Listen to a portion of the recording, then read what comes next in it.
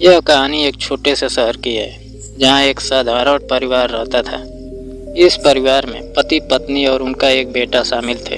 पति राजेश एक बैंक में काम करते थे। वह अपने काम में इतना व्यस्त रहते थे कि उन्हें घर और अपनी पत्नी के लिए समय निकालने का मौका तक नहीं मिलता था। पत्नी कविता एक घरेलू महिला थी। उनका सारा दिन घर की जिम्मेदारियों और अपने बेटे की देखभाल में गुजरता था। राजेश और कविता की शादी को 10 साल हो चुके थे। शुरुआती सालों में उनकी शादीशुदा जिंदगी में बहुत प्यार और समझ थी, लेकिन धीरे धीरे राजेश के काम का दबाव बढ़ने लगा और वह अक्सर थके हारे घर आते थे।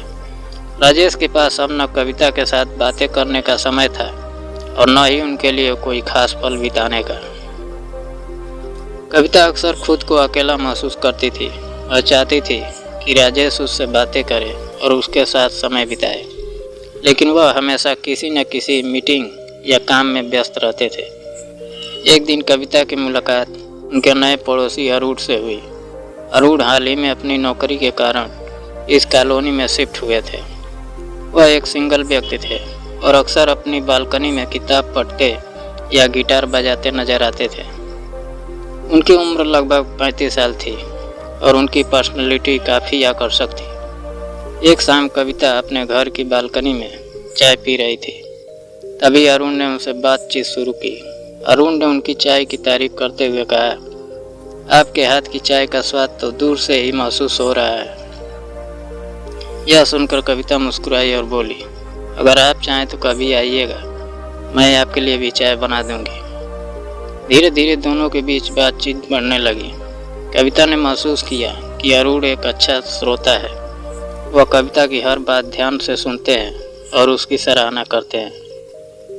अरुण के साथ बातचीत ने कविता के अकेलेपन को भर दिया। वह अब अपने मन की बात खुलकर अरुण के साथ साझा करती थी। अरुण ने भी कविता के साथ एक खास लगाव महसूस किया। वह अक्सर उनके साथ शाम की चाय पीने के बहाने आ जाया करते थे। एक दिन कविता ने अरुण से कहा, मुझे कभी कभी ऐसा लगता है कि मैं बस एक मशीन बनकर रह गई हूँ। राजेश मेरे बारे में शायद ही सोचते हैं। अरुण ने उनकी आंखों में देखते हुए कहा, कविता आप जैसी खूबसूरत और समझदार महिला को यूं अकेला महसूस करना बिल्कुल ठीक नहीं है। आप एक ऐसा इंसान डिवोर्स करती हैं जो आपकी फिक्र करे। उस पल कविता ने पहली बार अरुण के प्रति कुछ खास महसूस किया। वह जानती थी कि यह सही नहीं था, लेकिन उसका दिल अरुण की ओर खींचता चला गया। अरुण और कविता की मुलाकातें अब और भी खास हो गई। अरुण ने एक दिन कविता को अपने गिटार पर गाना सुनाया। वह गाना कविता के दिल को छू गया। उसी शाम अरुण ने कविता का हाथ थामकर कहा, तुम्हारे साथ वक्त बिताने मेरे लिए सबसे खूबसूरत एहसास है। कविता ने अपने हाथ पीछे खींचते हुए कोशिश की, लेकिन उसके दिल की धड़कनें तेज हो गई। वह जानती थी कि यह सही नहीं था, लेकिन वह अरुण से दूर भी नहीं रहना चाहती थी। कविता अब अपने भावनाओं से जूझने लगी। उसे लगने लगा कि वह एक ऐसी राह पर चल रही है जो उसके परिवार के लिए ठीक नहीं है, लेकिन अरुण के साथ बिताए पलों ने उसके जीवन में एक नई ऊर्जा भर दी थी। एक दिन राजेश ने कविता से पूछा, तुम इन दिनों बहुत खुश नजर आ रही हो, क्या कोई खास बात है? कविता ने सिर झुकाकर कहा, नहीं, ऐसी कोई बात नहीं है, लेकिन वह अपने चेहरे के भाव छुपा नहीं पाई। कविता ने एक दिन अरुण से मिलने का फैसला किया। उसने कहा, अरुण, मैं तुमसे बहुत प्यार करने लगी हूँ, लेकिन मैं अपने परिवार को धोखा नहीं दे सकती। यह सुनकर अरुण की आंखों में भी आंसू आ गए। उन्होंने कहा, मैं तुम्हारी खुशी चाहता हूँ कविता। अगर तुम्हें लगता है कि तुम्हें अपने परिवार के साथ रहना चाहिए तो मैं तुम्हारे फैसले का सम्मान करूँगा। कविता ने अरुण को अलविदा कहा और अपने परिवार की ओर लौट आई।